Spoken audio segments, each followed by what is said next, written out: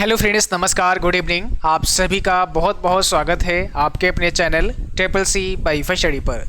तो आइए स्टार्ट करते हैं आज के इस क्लास को। जो भी साथी क्लास में आ चुके हैं, सबसे पहले एक बार सभी बच्चे क्लास को शेयर करें ताकि और भी बच्चे और भी साथी इस क्लास को ज्वाइन कर पाएँ। आप में से बहुत सारे बच्चे पूछ रहे थे कि सर हमारा एडमिट कार्ड कब आएगा। तो आप सभी के एडमिट कार्ड भी रिलीज हो गए हैं, आप सभी अपने एडमिट कार्ड डाउनलोड कर सकते हैं। आज का एक क्लास नंबर 11 है। इससे पहले 10 क्लास आप सभी कर चुके हैं। उस सभी क्लास के लिंक आपको डिस्क्रिप्शन बॉक्स में मिल जाएंगे या फिर आप प्लेलिस्ट में जाकर के CCC अगस्त एग्ज़ाम की प्लेलिस्ट को देख सकते हैं, वहाँ पर ये सभी क्लास मिल जाएंगे। तो चलिए स्टार्ट करते हैं, देखते हैं आज का सबसे पहला प्रश्न आपसे क्या पूछा गया है। आज का सबसे पहला प्रश्न है यूपीएस का कार्य है। यूपीएस का कार्य क्या होता है? What is the work of UPS? देखिए, जो आपके कंप्यूटर में एक यूपीएस लगा होता है, इस यूपीएस का फुल फॉर्म भी एग्जाम में पूछते हैं। तो अनइंटरप्टेबल पावर सप्लाई होता है।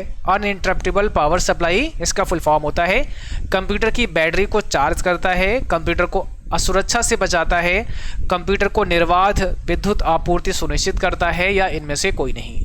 तो क्या होगा इसमें right answer? Question number first आपके स्क्रीन पर है। और सभी बच्चे एक बार सेशन को शेयर अवश्य करें ताकि और भी साथी इस क्लास को ज्वाइन कर पाएँ। ओके, देखिए यहाँ पर सी ऑप्शन हो जाएगा। यूपीएस का काम होता है कंप्यूटर को निर्बाध विद्युत आपूर्ति सुनिश्चित करना, यानी आपके कंप्यूटर को विद्युत आपूर्ति देना, है ना। क्योंकि कई बार क्या होता है, आपके कंप्यूटर के अंदर बैटरी तो होता नहीं है, तो लाइट चले जाने पर सिस्टम आपका अचानक से बंद हो जाता है। तो ऐसी कंडीशन में यूपीएस आपका काम करता है और 10-5 मिनट तक वो सिस्टम को ऑन रखेगा। दूसरा, जो लाइट का फ्लक्चुएशन होता है उसको भी ये कम करता है। तो ऑप्शन यहाँ पर हमारा करेक्ट होगा सी। अगला सवाल देखिए, हार्ड ड्राइव सिस्टम यूनिट में परमानेंटली लोकेटेड होते हैं और ये निकालने के लिए डिजाइन नहीं किए गए होते हैं जब तक कि उन्हें रिपेयर या रिप्लेस करने की ज़रूरत ना हो। यानी जो हार्ड ड्राइव होते हैं वो सिस्टम यूनिट में परमानेंटली लोकेटेड होते हैं और उन्हें निकालने के लिए नहीं बनाया गया होता है जब तक कि उनमें कोई रिपेयर या रिप्लेस करने की आवश्यकता ना पड़े। तो ऐसे कौन से हार्ड ड्राइव होते हैं? क्या वो स्टैटिक होते हैं, क्या वो एक्सटर्नल होते हैं, क्या वो इंटरनल होते हैं, या फिर इसमें से कोई नहीं? तो देखिए, बहुत सिंपल सा प्रश्न है। जो हार्ड ड्राइव आपकी कैसी होगी? इंटरनल होगी। ऑप्शन यहाँ पर भी होगा। जो इंटरनल होगी वो आपके यूनिट में, आपके सिस्टम यूनिट में परमानेंटली स्टोर होते हैं, मीन परमानेंटली वहाँ पर लोकेटेड होते हैं, जिनको निकालने की आवश्यकता नहीं पड़ती है। कब पड़ती है? जब उनको रिपेयर या रिप्लेस करने की ज़रूरत पड़े। ओके, तो यहाँ पर आपका ऑप्शन बी हो जाएगा, इंटरनल हार्ड ड्राइव। अगला सवाल है, CMM का फुल फॉर्म क्या होता है? CMM का फुल फॉर्म आपको बताना है, क्या होगा इसमें राइट आंसर? यहाँ पर ऑप्शन बी हो जाएगा, कैपेबिलिटी मैच्योरिटी मॉड्यूल होता है आपका। ऑप्शन नंबर बी करेक्ट हो जाएगा। अगला सवाल है, गलत पहचान दिखाकर किसी से सूचना एकत्रित करना कहलाता है। अगर गलत पहचान दिखाकर किसी से सूचना एकत्रित की जाए तो ये क्या कहलाएगा? हैकिंग कहलाएगा, वायरस कहलाएगा, स्पाईवेयर कहलाएगा, या फिशिंग स्कैम कहलाएगा? तो यहाँ पर क्वेश्चन नंबर 4 का आंसर आपसे पूछा है। अगर कोई भी सूचना गलत पहचान दिखा करके ली जाती है तो इसका जवाब क्या होगा? तो इसको आप बोलेंगे fishing scam. Option D, phishing attack या फिशिंग स्कैम आपका करेक्ट आंसर होगा, जैसा कि यहाँ पर फिशिंग स्कैम दिया गया है। कई बार क्या होता है, गलत पहचान बता करके, है ना, और आपसे इंफॉर्मेशन इकट्ठी की जाती है या आपसे इंफॉर्मेशन पूछी जाती है, तो इसको बोलते हैं fishing scam. Option number D यहाँ पे राइट है। अगला सवाल है, हार्ड डिस्क ड्राइव को डैश स्टोरेज माना जाता है। जो हार्ड डिस्क ड्राइव होती है वो किस प्रकार की स्टोरेज होती है? क्या वो फ्लैश ड्राइव होती है, क्या वो नॉन वोलेटाइल होती है, क्या वो टेम्परेरी होती है, क्या वो नॉन परमानेंट होती है? तो जो आपकी हार्ड डिस्क ड्राइव होती है, ठीक है, ये किस प्रकार की स्टोरेज मानी जाती है? तो याद रखना है, यहाँ एक नॉन वोलेटाइल स्टोरेज होती है। देखिए, एक वोलेटाइल होती है और एक नॉन वोलेटाइल होती है। दोनों में अंतर क्या होता है? जो आपकी वोलेटाइल होती है वो कैसी होती है? अस्थाई होती है। इसको हिंदी में क्या बोलेंगे? अस्थाई बोलेंगे। मीन ये जो है आपकी टेम्परेरी होती है ना। वोलेटाइल का मतलब टेम्परेरी होती है। और जो आपकी नॉन वोलेटाइल होती है वह स्थायी होती है, जैसे हार्ड डिस्क हो गई, तो यह आपकी स्थायी हो जाएगी। अगला सवाल है एनालिटिकल इंजन का निर्माण किसने किया? एनालिटिक इंजन का निर्माण किसके द्वारा किया गया, बताइए। देखिए, कंप्यूटर की दुनिया में दो ऐसे बड़े आविष्कार हुए, एक आपका एनालिटिकल इंजन और दूसरा आपका डिफरेंस इंजन। ये दोनों आविष्कार किसके द्वारा किए गए? चार्ल्स बेबेज के द्वारा किए गए। इसलिए चार्ल्स बेबेज को फादर ऑफ कंप्यूटर का नाम दिया गया है। फादर ऑफ कंप्यूटर की भी संज्ञा किसको दी गई है? चार्ल्स बेबेज को दी गई है। एनालिटिकल इंजन और डिफरेंस इंजन दोनों याद रखना है, चार्ल्स बेबेज के द्वारा ही डेवलप किए गए हैं। क्वेश्चन नंबर 7 कहता है ऑपरेटिंग सिस्टम किस प्रकार का सॉफ्टवेयर होता है? जो आपके कंप्यूटर का ऑपरेटिंग सिस्टम होता है वो किस प्रकार का सॉफ्टवेयर होता है? क्या वो एप्लीकेशन सॉफ्टवेयर होता है या सिस्टम सॉफ्टवेयर होता है? तो जो ऑपरेटिंग सिस्टम होता है वो किस प्रकार का सॉफ्टवेयर होता है? इसमें सही जवाब हो जाएगा option number B, system software होता है। कैसा होता है? सिस्टम सॉफ्टवेयर होता है। तो ऑप्शन यहाँ पर आपका बी करेक्ट हो जाएगा। अगला सवाल है बाइनरी नंबर सिस्टम का बेस है। बाइनरी नंबर सिस्टम का बेस कितना होता है ये आपको बताना है। इसमें कौन सा करेक्ट आंसर हो जाएगा? कौन सा यहाँ पे करेक्ट आंसर हो जाएगा, बताइए। बाइनरी नंबर का बेस की अगर हम बात करें तो इसमें आपका सही जवाब क्या हो जाएगा? ऑप्शन नंबर पहला हो जाएगा। बाइनरी नंबर सिस्टम का बेस कितना होता है? 2 होता है। इसमें केवल और केवल 0 और 1 डिजिट होते हैं। तो आधार कितना हुआ? 2 हुआ। अगला सवाल है 1 रुपये का सिक्का, 1 रुपये का सिक्का कौन जारी करता है? बताओ जरा। जो 1 रुपये का सिक्का है वो किसके द्वारा जारी किया जाता है? और ये सवाल आपके लिए काफ़ी इंपॉर्टेंट होगा क्योंकि एग्जाम में कई बार पूछा भी गया है। तो आप सबको याद रखना है 1 रुपये का सिक्का कौन जारी करता है? एसबीआई जारी करता है, आरबीआई जारी करता है या मिनिस्ट्री ऑफ फाइनेंस के द्वारा जारी किया जाता है?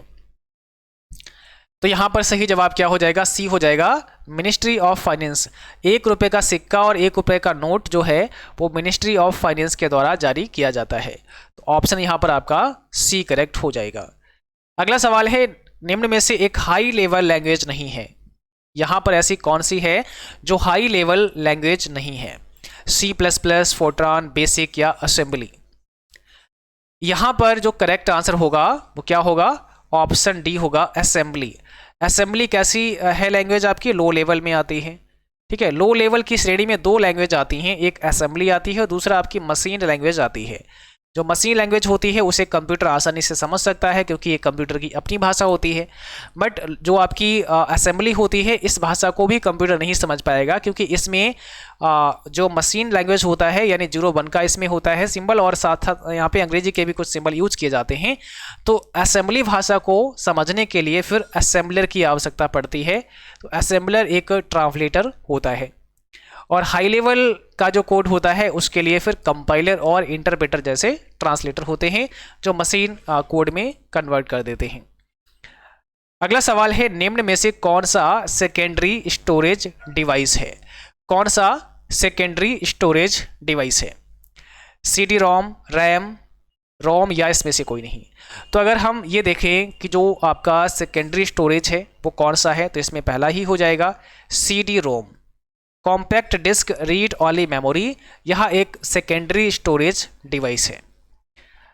अगला सवाल है भारत में मानव कंप्यूटर के रूप में किसे जाना जाता है? यह भी काफ़ी इंपॉर्टेंट है। भारत में मानव कंप्यूटर के रूप में किसे माना जाता है? विजय, पादुरंग भाटकर, शकुंतला देवी, दोनों या फिर इसमें से कोई नहीं? तो यहाँ पर सही जवाब ऑप्शन बी हो जाएगा, शकुंतला देवी को मानव कंप्यूटर के नाम से जाना गया है। और अगर बात करें विजय पादुरंग भाटकर की तो ये कौन है? भारतीय सुपर कंप्यूटर के जनक। अगर आपसे पूछें भारतीय सुपर कंप्यूटर के जनक किसे कहा जाता है तो भारतीय सुपर कंप्यूटर का जनक विजय पादुरंग भाटकर को कहा जाता है ना। अगला सवाल, सबसे पहला जो सुपर कंप्यूटर था वो परम 8000 इन्होंने ही बनाया था। परम 8000 नाम से जो सुपर कंप्यूटर बना 1991 में वो विजय पादुरंग भाटकर के द्वारा ही डिजाइन किया गया था। यह C-DAC में बनाया गया था। ठीक है, चलिए अगला सवाल देखिएगा, निम्न में से किस संख्या पद्धति में आंकड़े निरूपित करने के लिए केवल 2 भिन्न प्रतीकों का उपयोग होता है? यानी which of the following number system uses only 2 different symbols to represent data? तो यहाँ पर कौन सा हो जाएगा? ऑप्शन सी, यानी बाइनरी नंबर सिस्टम होता है, उसी में दो भिन्न प्रतीक होते हैं 0 और 1। तो यहाँ पर ऑप्शन नंबर सी करेक्ट होगा। IPv4 एड्रेस की लेंथ आपसे पूछी है। IPv4 के बारे में पूछता है और कई बार IPv6 के बारे में पूछता है। तो 6 128 बिट का होता है और 4 32 बिट का होता है। तो यहाँ पर आपका सही जवाब ऑप्शन डी हो जाएगा, 32 बिट। अगला सवाल देखिए, USSD का उपयोग करने के लिए यूजर को क्या डायल करना पड़ेगा? अगर आप USSD सर्विस का लाभ लेना चाहते हैं तो इसके लिए कौन सा कोड डायल करना पड़ता है? जो साथी क्लास में अभी भी जुड़े हैं सभी को गुड इवनिंग। आप सभी क्लास को एक बार लाइक करिएगा और शेयर कर दीजिएगा। सभी बच्चे जो भी क्लास में जुड़े हैं सभी को क्लास शेयर कर देना है। यहाँ पर *## आपका करेक्ट आंसर हो जाएगा, ऑप्शन नंबर बी। अगला सवाल है, OLX किस प्रकार की साइट है? क्या पूछा है? OLX किस प्रकार की साइट है? B2B में आता है, C2C में आता है, या C2B में आता है, या B2C में आता है? तो अगर हम OLX की बात करें, ठीक है, यह आपका C2C हो जाएगा, यानी कस्टमर टू कस्टमर हो जाएगा। तो यहाँ पर आपका ऑप्शन नंबर बी करेक्ट हो जाएगा। इसी प्रकार से अगर हम अमेजॉन की बात करें या फ्लिपकार्ट की बात करें तो यह V2C हो जाएगा, बिजनेस टू कस्टमर हो जाएगा। अगला सवाल देखिएगा, लिब्रे ऑफिस राइटर में चार्ट इंसर्ट करने के लिए किस टूल बार का इस्तेमाल करते हैं? चार्ट इंसर्ट करने के लिए किस टूल बार का इस्तेमाल करते हैं? आप किस टूल बार से चार्ट को इंसर्ट करवा सकते हैं? तो सबसे टॉप पे तो टाइटल बार होती है, उसके बाद मेनू बार होती है, और उसके बाद जो स्टैंडर्ड टूल बार होती है तो वहाँ पर चार्ट डालने का आइकन आपको मिल जाता है। तो स्टैंडर्ड टूल बार आपका करेक्ट आंसर यहाँ पे हो जाएगा। क्वेश्चन नंबर 18 का जवाब आपको करना है। 2000 रुपये के नोट के पीछे की विशेषता आपको बतानी है। 2000 रुपये के नोट के पीछे की क्या विशेषता होती है? मीन जो 2000 रुपये का नोट होता है उसके पीछे क्या बना होता है, उसके पीछे कौन सा सिंबल होता है, क्या बना होता है, इसके बारे में आपको बताना है। तो करेक्ट आंसर यहाँ पे क्या होगा? ऑप्शन नंबर पहला हो जाएगा, उसके पीछे मंगलयान बना होता है। 2000 रुपये के नोट के पीछे मंगलयान बना होता है, और इसका अगर कलर पूछें तो क्या होता है? मजेंटा होता है, कलर मजेंटा होता है। टेक्स्ट के ऊपर की लाइन के लिए क्या प्रयोग किया जाता है? टेक्स्ट के ऊपर अगर कोई लाइन है, जैसे यहाँ पे कोई लाइन आपने डाल दी है, तो इसको आप क्या बोलेंगे? आज अभी इस क्लास के बाद में कुछ वीडियोज़ हैं जो हम आपको टेलीग्राम पर शेयर करेंगे, ठीक है? तो कुछ वीडियोज़ हैं जो टेलीग्राम पे हम शेयर करेंगे, और जो वीडियोज़ वहाँ पर आएँ वो सब आपको देखना है, जिनका भी अभी अगस्त में एग्ज़ाम है ना? क्योंकि वो सब प्रीवियस वीडियोज़ होंगी जो इंपॉर्टेंट हैं, उनको हम टेलीग्राम पर शेयर कर देंगे। बहुत सारे बच्चे प्रीवियस वीडियोज़ बहुत सारे हैं तो ढूंढ नहीं पाते हैं कि कौन सी उनको देखना चाहिए। तो जो इंपॉर्टेंट वीडियोज़ होंगी वो हम शेयर कर देंगे आपके टेलीग्राम पे, वहाँ से आप देख सकते हैं। तो यहाँ पर ओवर लाइन बोलेंगे। अब यहाँ देखो, कंफ्यूज मत होना, टॉप लाइन भी दिया गया है बट ऐसा नहीं है। ओवर लाइन के नाम से जाना जाता है जो भी आप किसी भी टेक्स्ट के ऊपर लाइन करते हैं। तो इम्प्रेस प्रेजेंटेशन का डिफ़ॉल्ट नाम आपको बताना है क्या होता है? कौन सा यहाँ पे आपका करेक्ट आंसर हो जाएगा?